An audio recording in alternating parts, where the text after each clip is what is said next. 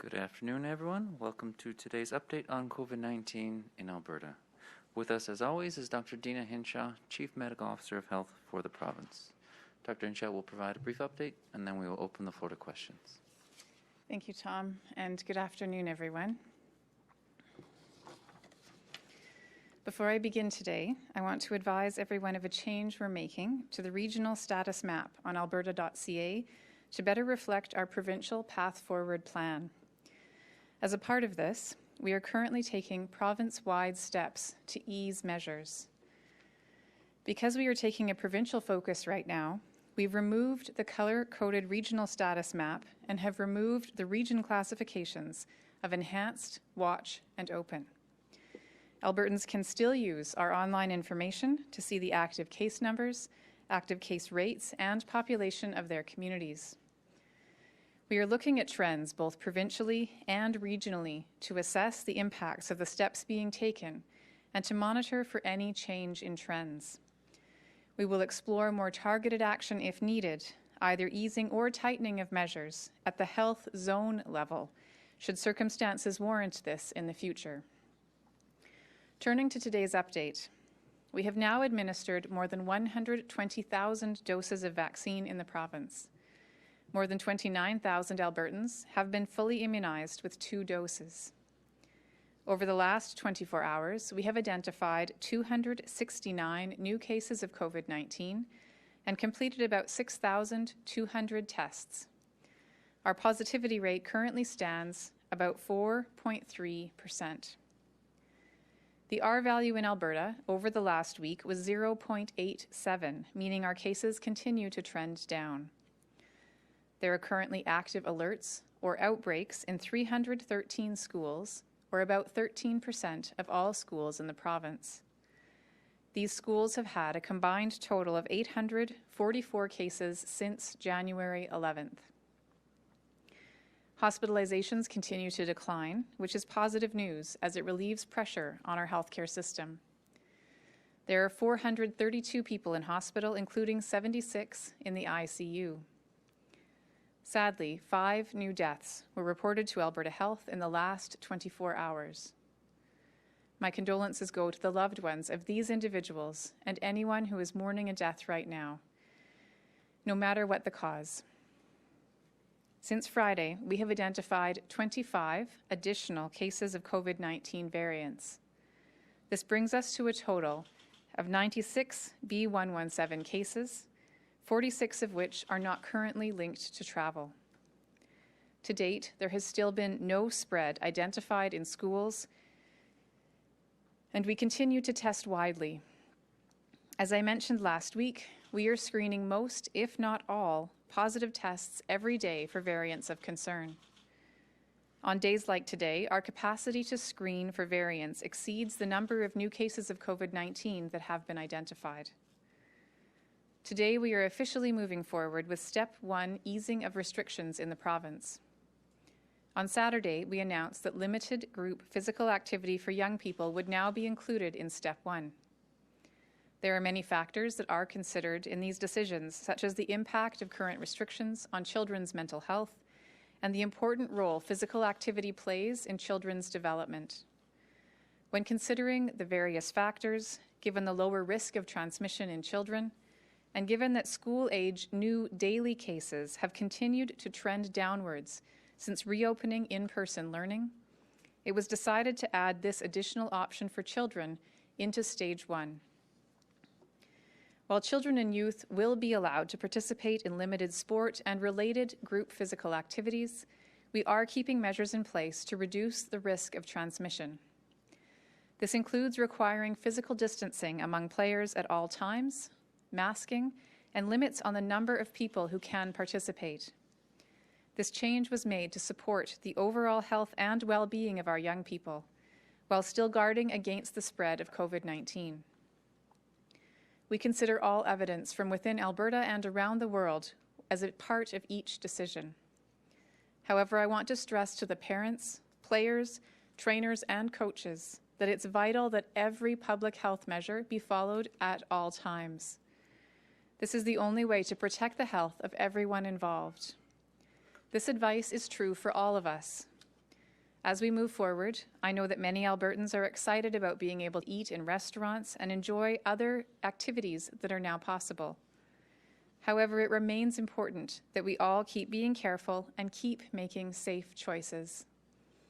Each of these activities must still follow all other protocols and public health measures to reduce the risk of transmission between participants.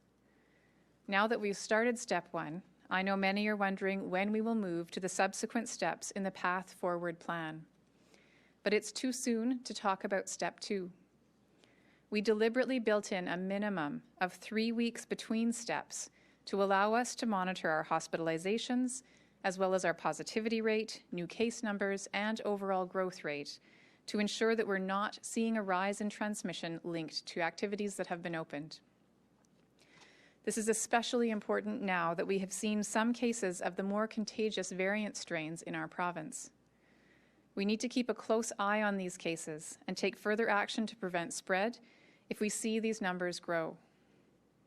The reality of this pandemic is that there are very few risk-free ways to live with COVID-19 widely circulating in the province. Our public health measures are effective risk mitigation tools to help minimize spread of the virus and to protect our provincial healthcare system. But each Albertan needs to assess the risks for themselves and their families and determine what they are comfortable with, within the limits of the legal requirements and orders in place. Before we ease additional restrictions in the coming weeks, we all must be serious about following the guidance and measures in place to prevent cases from spreading. There have been recent events in some faith gatherings that indicate some are not taking these measures seriously. I want to reinforce these measures are mandatory, not optional, and that in Alberta we have made great efforts to make sure that faith communities can continue to meet in a safe way. Those who are not following current restrictions are breaking the law. Masking and physical distancing requirements will continue to be essential parts of our path forward in all settings, as will staying home if you're ill and isolating as required. As tired as we may be of hearing about them, these principles must remain top of mind in our daily routines and activities.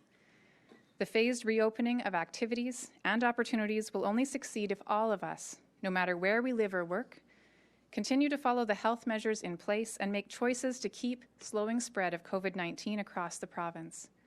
We must work together to make this happen. Thank you, and I'm happy to take your questions. All right, we have a very full queue, but we will try and get through as many as possible. Operator, could you put through the first caller, please? Thank you. Yes, the first question is from Jeff Slack, 660 News. Hi there, Dr. Hinshaw. Thanks for taking my question. With the recent rise in the variant cases, do you believe that this will become the dominant strain that we're going to see going forward? Whether or not the variant strain becomes the dominant strain depends, of course, on our collective adherence to the public health measures. Right now, we're seeing on average less than a 0.5% of our cases on any given day coming from variant strains, and some of the cases we reported over this past weekend were cases that had previously been diagnosed and were just screened for variant on the weekend. So it's important to remember again that these cases are a trend over time. It is concerning that we're finding more of them in the community without links to travel, but some of these are linked to each other, so we are seeing some limited outbreaks where we're able, because of our testing protocols, to put in enhanced measures to stop the spread of these variants from moving further. We are at the moment pursuing a containment objective with the variant, and so we have put in additional safety precautions. We've dedicated a highly experienced contact tracing team at Alberta Health Services to mitigating spread of the variants, and we are making sure that additional steps such as double testing of close contacts and additional isolation measures are in place, as I've discussed last week. So it's not inevitable that the variant strain would become the dominant strain. It really depends, again, on all of us and continuing to work together to prevent the spread. Operator, can you put through the next caller, please? Thank you. Jesse Weisner, Global TV. Hi, Dr. Hinshaw. Thanks for taking my question. Wondering what changed between Thursday and Saturday morning to prompt the move to allow more youth sports? Alberta Health says the move was made based on feedback that was received. So was it based on public pressure? When we've made decisions about the different measures that we've put in place, there's always been an attempt to balance the harms of COVID-19 that we want to prevent against the harms of restrictions.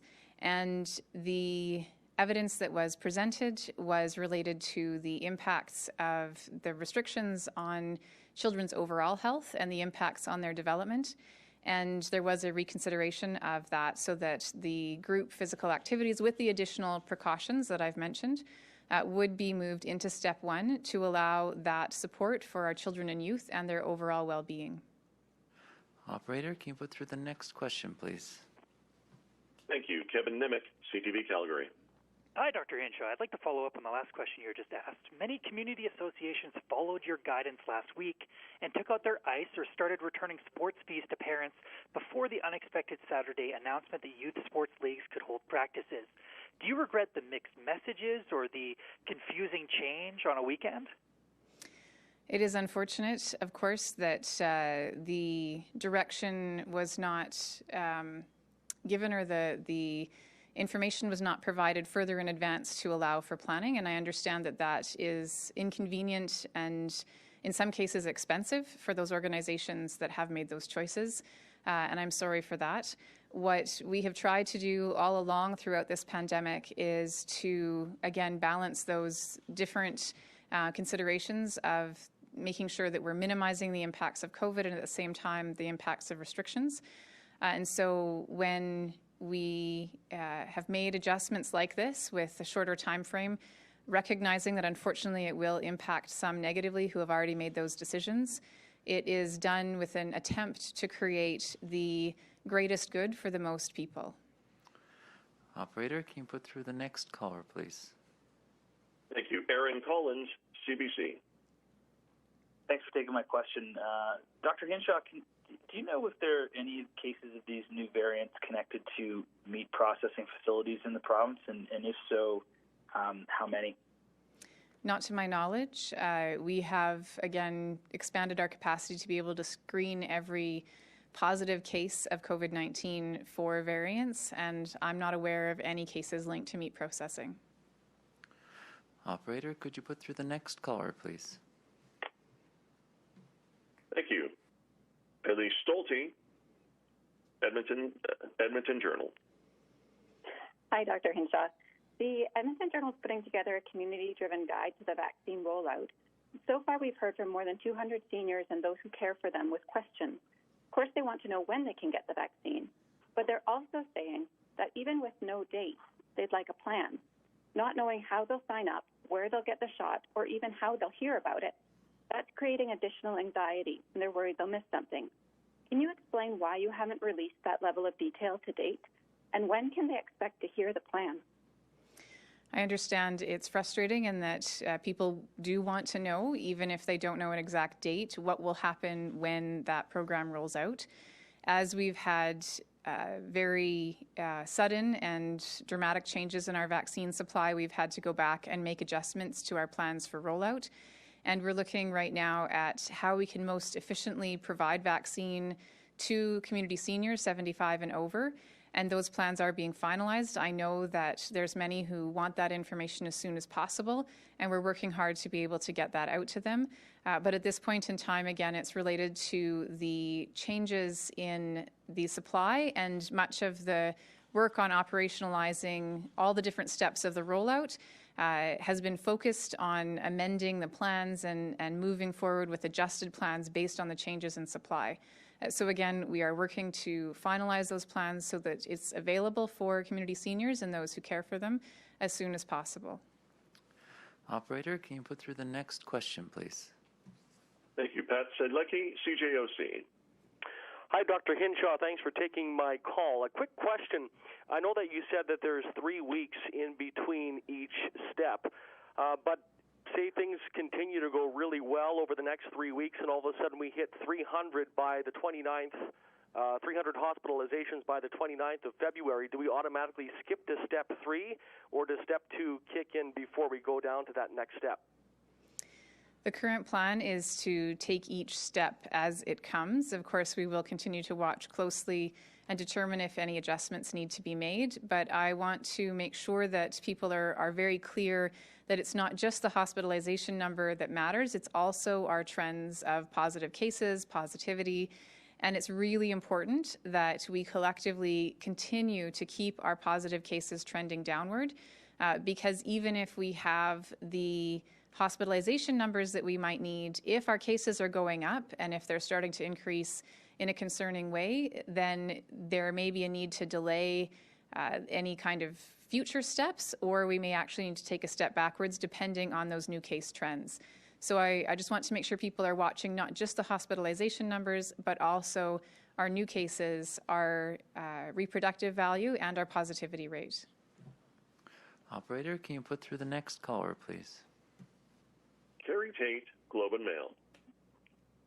Hi, Dr. Hinshaw. Can you tell us whether there have been any hospital admissions of people who have variant cases, if there's been any severe outcomes? And given the number of hospital outbreaks that we've had, what extra precautions hospitals are taking should variant cases be admitted?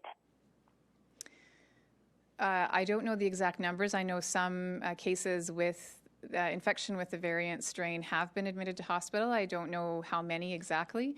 And I know that Alberta Health Services has applied the same rigorous protocols to these strains.